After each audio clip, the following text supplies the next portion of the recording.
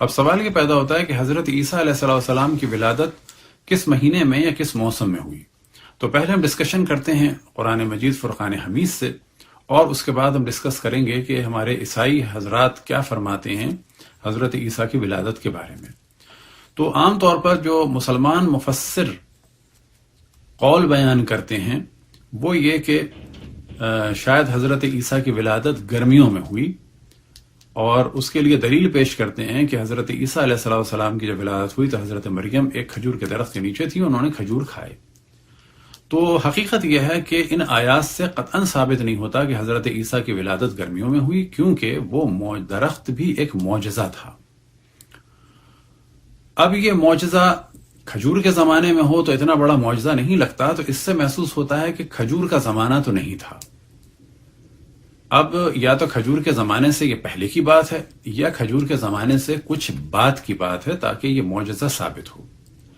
لہٰذا قرآن مجید میں جانب توجہ دلائی سورہ مریم کی آیت نمبر 23 میں، فَأَجَاءَ الْمَخَاضُ، کہ حضرت مریم کو یہ درد لے گیا۔ کہاں لے گیا؟ إِلَى جِذْعِ النَّخْلَةِ۔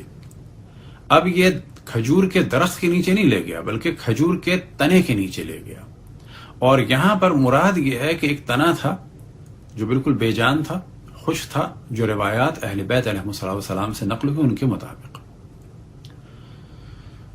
قالت یا لیتنی مت قبل هذا وکنت نسیا منسیا، اے کاش میں اس سے پہلے مر چکی ہوتی اور بھلائی جا چکی ہوتی۔ فناداها من تحتها الا تحزنی قد جعل ربک تحتک السریہ۔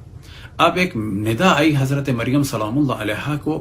اب یہ ندا اللہ سبحانہ و تعالیٰ کی جانب سے ہے، یا کسی اور فرشتے کی جانب سے ہے، یا جناب جبرائیل کی جانب سے ہے، یا یہ کہ بعض مفسرین کے بقول کہ ولادت ہو گئی اور یہ ندا حضرت عیسیٰ کی جانب سے ہے۔ اور وہ ندا کیا تھی؟ فناداها من تحتها، کہ حضرت مریم کے قدموں کی جانب سے ایک ندا آئی، اور وہ ندا کیا آئی؟ اللہ تحزنی، غم نہ کریں، پریشان نہ ہوں، قد جعل ربک تحتک السریہ، کہ اللہ سبحانہ و تعالیٰ نے آپ کے نیچے یا بالفاظ دیگر قدموں کی جانب سے ایک چشمہ جاری کر دیا ہے، اور یہ چشمہ معجزے سے جاری ہوا۔ اور یہ معجزہ اس لیے تھا کہ حضرت مریم پر پہلے بھی اللہ سبحانہ و تعالیٰ کی جانب سے کھانا آتا تھا، اور اب اس پریشانی میں اللہ نے دوبارہ ان کو ایک تسلی دی اور ان کے قدموں کے پاس سے چشمہ جاری ہو گیا۔ یہ تھا معجزہ نمبر 1۔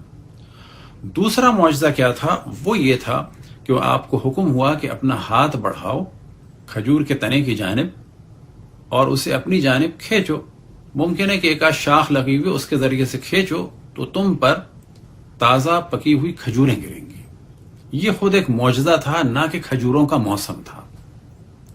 لہذا ارشاد ہوا وَهُزِّ إِلَيْكِ بِجِذْعِ النَّخْلَةِ تُسَاقِطْ عَلَيْكِ رُطْبًا جَنِيًّا، کیا ہے مریم، تم کھجور کے تنے کو اپنی جانب کھینچو یا ہلاؤ تو تم پر تازہ کھجوریں گریں گی۔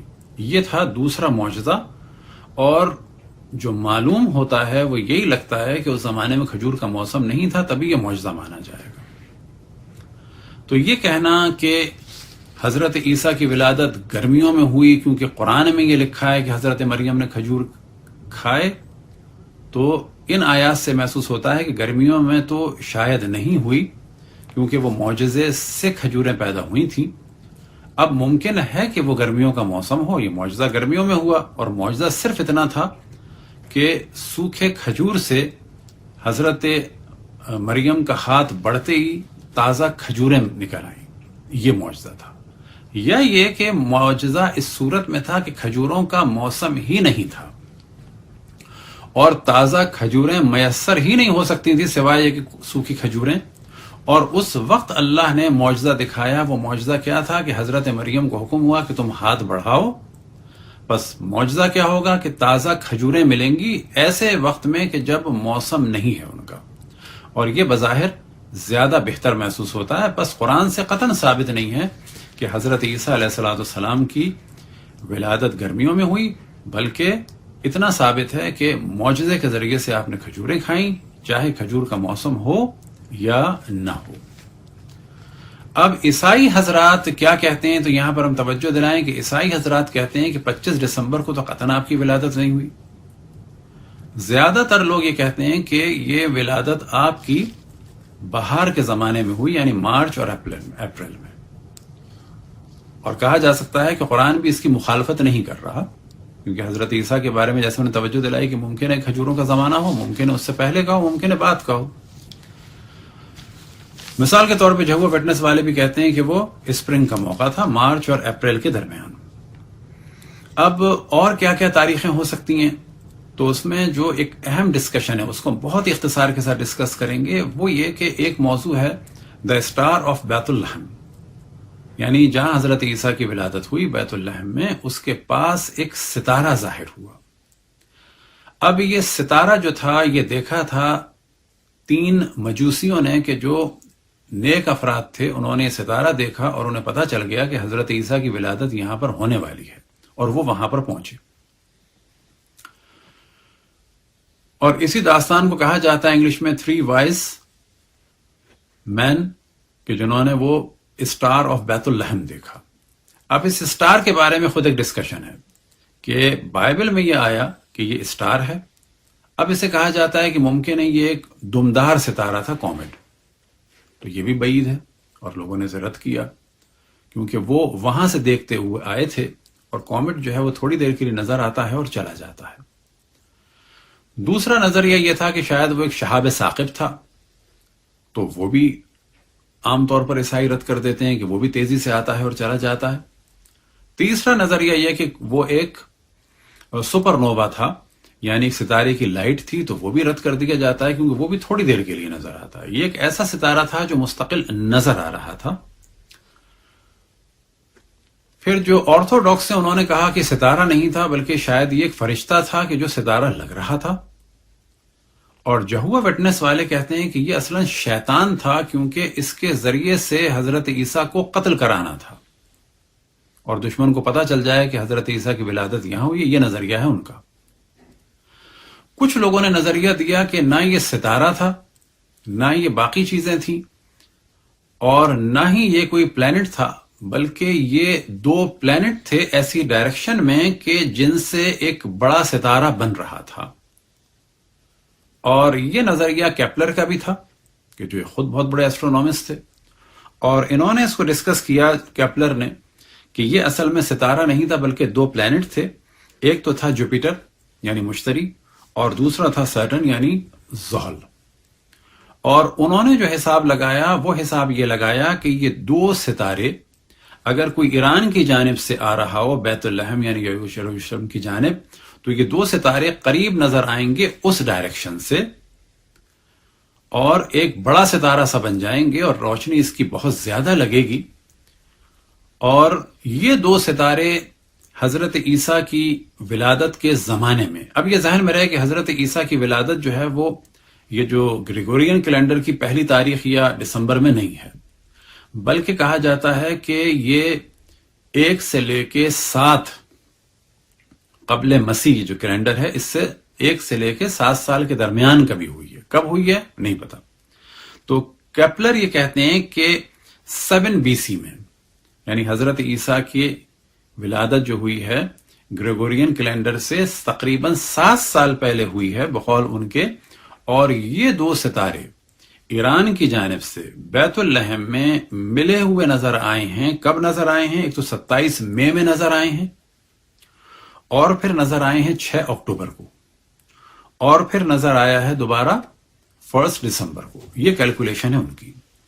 بعض ایسٹرونومسٹ نے کہا کہ یہ 2 سیارے تھے، اور یہ 2 سیارے تھے، ایک وینس تھا یعنی زہرہ، اور دوسرا تھا مشتری. یہ قول ہے.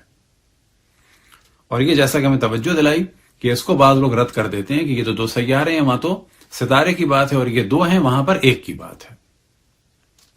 دوسرا موضوع بیان ہوتا ہے کہ جیسا کہ نیو ٹیسٹمنٹ میں بیان ہوا کہ جس رات حضرت عیسیٰ کی ولادت ہوئی تو چرواہے بیابان میں اپنی بھیڑوں کو چرا رہے تھے، اور دسمبر کے مہینے میں بیت اللحم میں اور یروشلم میں سردی ہوتی ہے، اور اس وقت اس زمانے میں بھی چرواہے اپنی بھیڑوں کو نہیں چراتے تھے. اس سے پتا چلا کہ یہ سردیوں کا زمانہ تو قطعاً نہیں تھا، بلکہ ممکن ہے کہ یہ گرمیوں کا زمانہ ہو یا بہار کا زمانہ ہو یا یہ کہ خزاں کا زمانہ ہو، لیکن اس وقت اتنی سردی نہیں تھی کیونکہ یروشلم میں برف باری بھی ہوتی ہے کبھی کبھی، اور اتنی سردی ہوتی ہے کہ عام طور پر بھیڑوں کو باہر رات کو نہیں رکھا جاتا، لہٰذا خود کرسچن حضرات کہتے ہیں کہ دسمبر میں تو قطعاً حضرت عیسیٰ کی ولادت نہیں ہوئی۔ پھر اس کے بعد ڈسکس کیا جاتا ہے کہ جو ہیرڈ بادشاہ تھا اور حضرت عیسیٰ کا ایک طرح سے دشمن بھی تھا، اس کی موت سے کیلکولیشن کیا جاتا ہے، جس سے پتہ چلتا ہے کہ یہ دسمبر میں حضرت عیسیٰ کی ولادت نہیں ہوئی۔ پھر ڈسکشن کیا جاتا ہے یہود عیسائی اعتبار سے، کیونکہ ہم تو حضرت زکریہ کو نبی مانتے ہیں، لیکن عیسائی ان کو کہتے ہیں کہ یہ ایک یہودی کاہن تھے حضرت داؤد کی نسل سے، اور وہ اپنی باری کر کے جب واپس گئے تو ان کے یہاں حمل ٹھہرا، اور پھر اسی زمانے میں کہ جب حضرت یحییٰ کی ولادت ہوئی ہے تو اس کے آس پاس جو ہے وہ حضرت عیسیٰ کی بھی ولادت ہوئی ہے، اور ان کی جو باری ہوتی تھی، وہ جو نظام قائم کیا تھا حضرت داؤد نے بقول ان کے، کہ حضرت ہارون کی نسل سے جو لوگ ہوتے تھے کوہین، ان کو یہ باریاں دی جاتی تھیں، اور حضرت زکریا کی جو باری تھی وہ تقریباً بہار کے زمانے میں تھی۔ پھر یہ کیلکولیشن اس قسم کا کیا جاتا ہے جسے ہم تفصیل سے ڈسکس نہیں کر سکتے۔ اب جو نتیجہ نکلا وہ یہ کہ حضرت عیسیٰ علیہ السلام کی ولادت کے جشن کو مسلمان منا سکتے ہیں، اور اس عنوان سے منائیں کہ دنیا میں اس کا پرچار کریں کہ نبی خدا کی ولادت کب ہوئی۔ تو اس میں مذاق بنانے کی ضرورت نہیں ہے، کیونکہ بہت ساری چیزیں مختلف ادیان والوں کو ان کی تاریخ کا علم نہیں ہے، جیسے خود مسلمانوں کو بہت ساری چیزوں کی تاریخوں کا علم نہیں ہے، لیکن اس کے بعد بھی کسی ایک ایونٹ کو منایا جا سکتا ہے، اس شرط کے ساتھ کہ انحراف نہ ہو اور گناہ نہ ہو۔ اسلامی اعتبار سے ایک روایت جو امام رضا علیہ السلام سے نقل ہوئی کہ حضرت عیسیٰ علیہ السلام کی ولادت 25 ذی قعدہ کو ہوئی۔ بس یہ ہماری گفتگو تھی خود کرسمس کے دن اور کرسمس کو سیلیبریٹ کرنے کے عنوان سے۔ اب ایک موضوع کہ جو ہم اگلے کلپ میں ڈسکس کریں گے وہ ہے حضرت عیسیٰ کا نام کیا تھا۔ وصلی اللہ علی محمد وآلہ الطاہرین۔